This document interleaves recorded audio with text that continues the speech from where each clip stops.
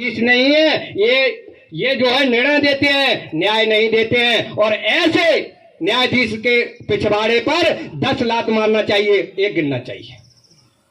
ये मिश्रण साहब कहते हैं सुप्रीम कोर्ट ने आज तक उन पर केस नहीं कर पाया। क्यों? सुप्रीम कोर्ट बदमाशी कर रहा है, हमको सब पता है।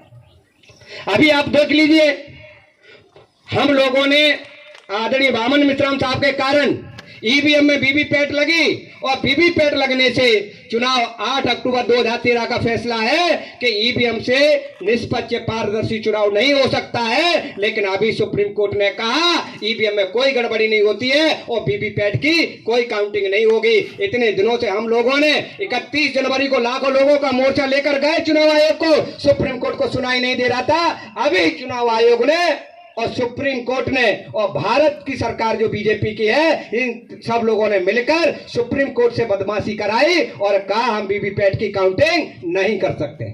ये बदमाशी नहीं है तो क्या है? 8 अक्टूबर 2013 को सुप्रीम कोर्ट कह रहा है कि ईवीएम से निष्पक्ष पारदर्शी चुनाव नहीं हो सकता है।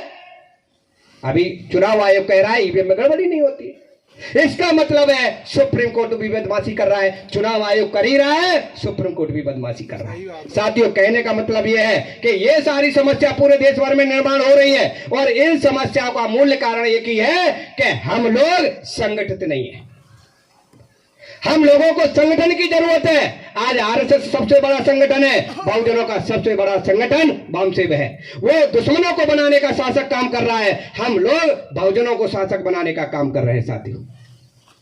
इसलिए हम लोगों ने अभियान चलाया शासक बनो। अभी नरेंद्र मोदी जी गारंटी दे रहे हैं, राहुल जी भी गारंटी दे रहे हैं, महिलाओं को हम लोग 1-1 लाख रुपए देंगे। अरे गारंटी दोनों दे रहे हो तो गारंटी स्टाम्प पेपर पर लगकर दे दो। 100 रुपए का स्टाम्प पेपर लो और गांव-गांव में उसमें गारंटी लिखकर अपने मैनिफेस्टो को उसमें गांव-गांव में बंटवा दो। कहो अगर हम ये लागू नहीं करते हैं तो हम पर केस करो। नहीं कर रहे, ये गारंटी नहीं दे रहे हैं। आप लोग भी जानते, कोई आइटम बनता है, कोई चीज बनती है तो उसकी वारंटी होती है। नरेंद्र मोदी जी गारंटी दे रहे। तो ये सोचने वाली बातें हैं साथियों, ये हैरान करने वाली बातें हैं कि कांग्रेस और बीजेपी कितनी बदमाशी कर रहे हैं। ये चीज आपको साथियों समझना चाहिए। और लास्ट में एक बात कहकर अपनी बात खत्म करूंगा। हम ये कह रहे हैं कि हारेगा कि जीतेगा मुझे नहीं पता। ये रिजर्व सीट है। रिजर्व सीट के बाद यहां पर यही जहां हम लोग कार्यक्रम कर रहे हैं, इसी जिले में लगभग 60% ओबीसी की संख्या है। रिजर्व सीट की बाद में हम लोग बात करेंगे। 60% भिंड जिले में ओबीसी की जनसंख्या है। कितने विधायक है ओबीसी के?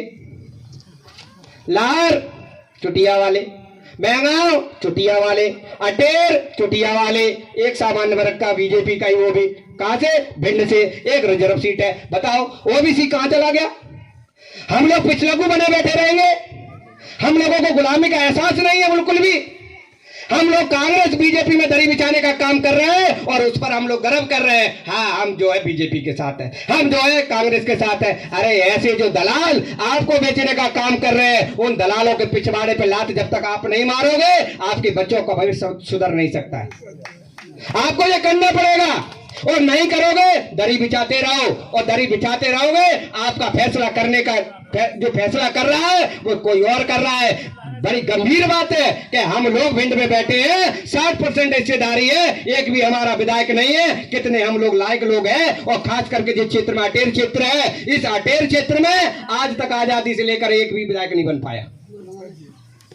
ये स्थिति है और हम ओबीसी के लोग गाना गाते रहते हैं। साथियों, हमारा आपसे निवेदन है, मैं कोई बहुत बड़ा नेता नहीं हूं और ना ही मुझे नेता बनने का शौक है, लेकिन आप लोगों के ही बीच बीच में जो अनुभव पैदा हुआ है, मैं आप लोगों से हाथ जोड़कर अपील करता हूं, ये आपसे निवेदन करता हूं, अनुरोध करता हूं कि आप कम से कम, आपकी उम्र हो गई है, झोला निकालो, बच्चों को अपने घर में रहने दो, आप झोला उठाओ, समाज में जाओ, जागरण का काम करो, 5 साल तक जागरण करो, संगठन निर्माण करो, गांव गांव में पोलिंग बनाओ और पोलिंग बनाकर गांव में समझाओ। हम 2028 में यहां से ओबीसी का विधायक बनाकर भेजेंगे, इसके लिए तैयारी करो। तभी हम लोग शासक बनेंगे। बाबा साहब अम्बेडकर ने लड़ झगड़ कर इन दुश्मनों से अपने बच्चों की कुर्बानी किया। 108 साल का इतिहास है। हमारे महापुरुषों ने, साहू फुले अम्बेडकर, पेरियार, ये हमारे जो महापुरुष थे, इन्होंने संघर्ष किया, उसका परिणाम हमको संविधान मिला। संविधान में हमको वोट का अधिकार मिला। तो वोट में राजा बनाने का अधिकार नहीं है, राजा बनने का भी अधिकार है। केवल राजा बनाने का अधिकार नहीं है, राजा बनने का भी अधिकार है। आप लोग वोट की वैल्यू समझो। जिस तरीके से आप अपनी बेटी की वैल्यू समझते हो, वैसे ही वोट की वैल्यू समझो। अगर आप अपनी बच्ची के लिए अच्छा घर देखते हो, अच्छा उसका कारोबार देखते हो, तो वोट को किसी को भी नालायक आदमी को दे देते हो। मतलब अपनी बहन बेटी की सौदा कर सकते हो, तो जाकर वोट की भी सौदा करो। वही कर रहे हैं हम लोग। इसलिए काशीराम साहब कहते थे, राजनीति चले ना चले, लेकिन सामाजिक परिवर्तन की लड़ाई किसी भी कीमत पर रुकना नहीं चाहिए। हमारी ये बहन बैठी हुई है, ये जीते या हारे ये मामला अलग है, लेकिन स्टाम्प पर लिखकर अपने मुद्दे दे रही है कि अगर हमको जिताते हो तो ये 100 रुपए का स्टाम्प है। अगर जीतते हैं, केंद्र में हमारी सरकार बनती है, तो हम ओबीसी का पहला काम करेंगे, देश में जनगणना करेंगे।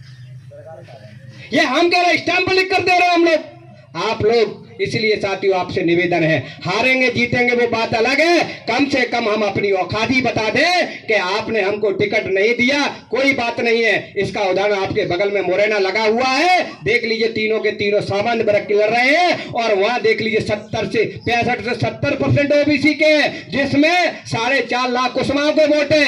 एक भी पिछड़े वर्ग को लोकसभा का टिकट नहीं दिया गया साथियों। मतलब हम लोगों को भेड़ियों के हवाले कर दिया है। अब भेड़िया बकरी छोड़ेगा कि खाएगा, ये तो आपको पता है ना। जब भी भूख लगेगी वो तो आपको खाएगा। अब इन तीनों में से आपको चुनना है। अब बताओ, तीनों सामान्य लोग हैं, तीनों में से किसी को चुनोगे, वही आदमी चुनकर आएगा। हमारा फैसला कौन कर रहा है? वो कर रहे हैं।